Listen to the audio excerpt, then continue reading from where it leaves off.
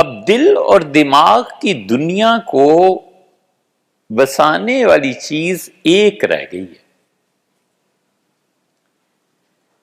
اس دل اور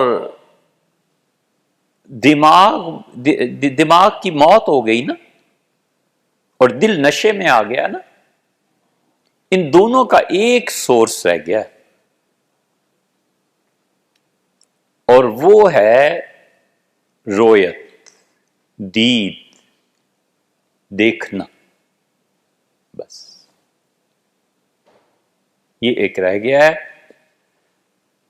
اور اس کے علاوہ اب کوئی چیز باقی نہیں ہے. دماغ کی دنیا اس کا حال عرض کیا، دل کی دنیا یہ برباد ہوئی.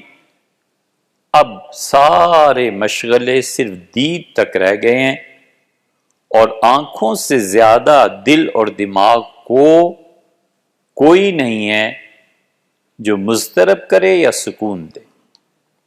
ان آنکھوں کے ذریعے دماغ کی موت بھی ہے، اور ان آنکھوں کے ذریعے دل کا نشہ بھی ہے. بس یہ چیز رہ گئی ہے، اس کے علاوہ کچھ نہیں رہا.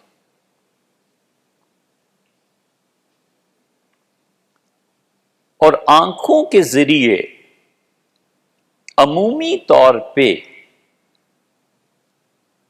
جس چیز کی موت واقع ہو گئی ہے وہ ذوق ہے. ذوق کیا چیز ہے؟ ذوق لاسٹ ریئلائزیشن تک پہنچنے کا نام ہے.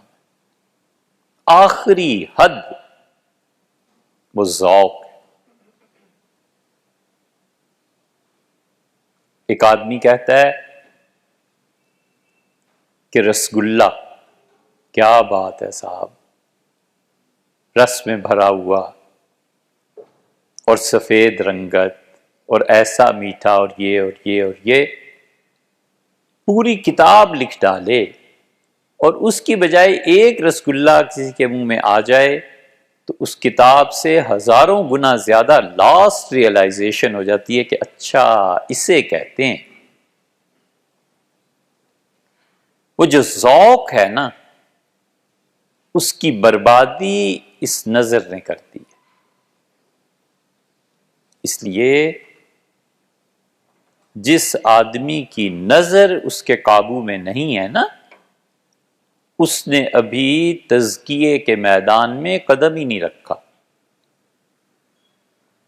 نفس امارہ کو قابو میں لانے کے لیے پہلا قدم جو اٹھانا پڑتا ہے وہ نظر کو بدذوق سے بچانا ہے.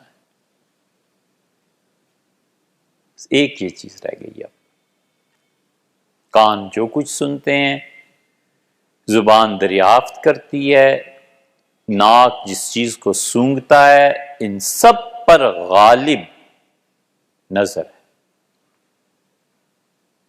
اور نظر تربیت کرتی ہے دل کی بھی اور دماغ کی بھی. وہ جو پہلے ہوا کرتا تھا وہ ختم ہوا، کھیل تماشا اور قصہ. اور اسی نظر کی وجہ سے پہلے لوگ مزے اور لذت کو باہر مارکیٹ میں کہیں جاتے تھے دیکھنے، چکھنے، سننے، استفادہ کرنے. اب اس سے زیادہ مزہ گھر کی تنہائی میں ہے. اب جانے کی ضرورت نہیں ہے کہیں.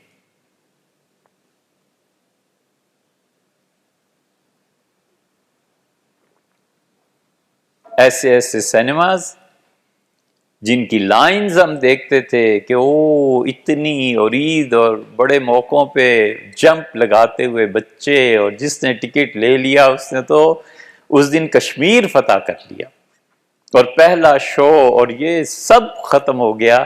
اس لیے کہ اب اس سے زیادہ لذت خود اپنے گھر میں اور تنہائی میں. یہ زوال نہیں ہے. یہ سوچ میں نہیں آتا کہ یہ کیا ہو گیا.